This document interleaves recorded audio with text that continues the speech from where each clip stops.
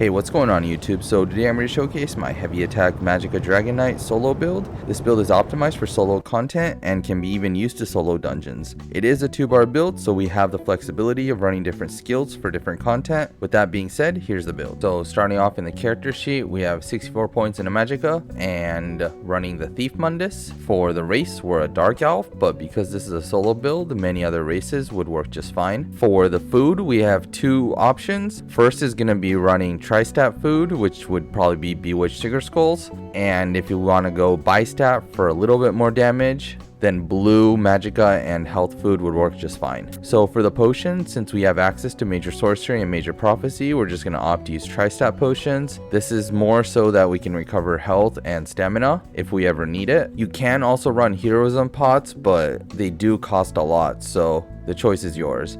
Regardless of whichever you choose, make sure you have 3 points in medicinal use so that you get the full duration of the potions. So for the CP, for the blue tree, we're going to be running Fighting Finesse, Exploiter, Weapons Expert, and Deadly Aim.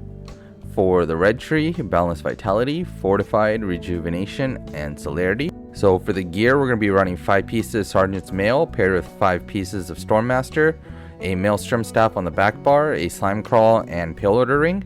So breaking down, in the main hand we have a Lightning Staff of the Sergeant, sharpened with a shock damage enchant. On the back bar, an infused Maelstrom Perfected Lightning Staff with an increased weapon damage and spell damage enchant. For the head, we have 1 piece Light Slime Crawl and Divines with a Max Mag enchant. For the chest, we have 1 piece Divines Sergeant's Mail chest. This is going to have a Tri-Stat glyph on it. For the rest of the body, we have 5 pieces of Stormmaster, all traded in Divines. For the leg slot, I do have a Tri-Stat glyph on it. For the jewelry, we have 2 pieces of Sergeant's Mail, both traded in Bloodthirsty with spell damage enchants. And lastly, Ring of the Pale Order, Bloodthirsty with a spell damage enchant as well.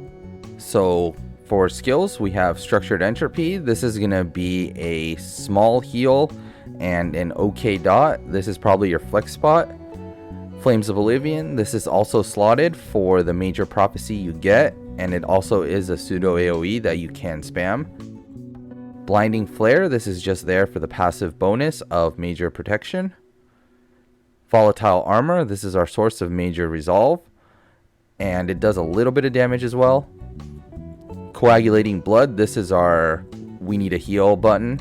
You rarely need to use it, but if you do get hit with something that takes a chunk of your HP, this is probably the best skill to use. Corrosive Armor for defensive ultimate, especially when we're gonna anticipate taking heavy damage. On the back bar, Eruption, standard dot, does good damage. Blockade of Storms, this is for our Maelstrom, does good damage and also procs off balance. Elemental Susceptibility, this gives us Major Breach. Furthermore, it also gives the 3 status effects every 6 seconds. Molten Armaments, this is our source of Empower, making our heavy attacks do 80% more damage and gives us Major Sorcery. Channeled Acceleration is our source of Minor Force and gives you a small movement speed bonus. Thunderous Rage, this is going to be our offensive ultimate.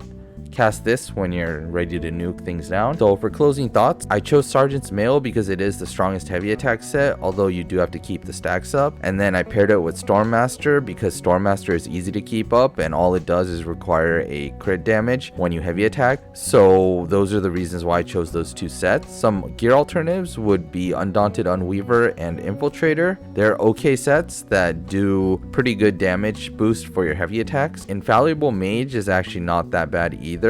It does give you the Minor Slayer, which we don't have, but the actual damage it adds to the heavy attacks is kind of low compared to the other sets. And Noble Duelist is actually really strong.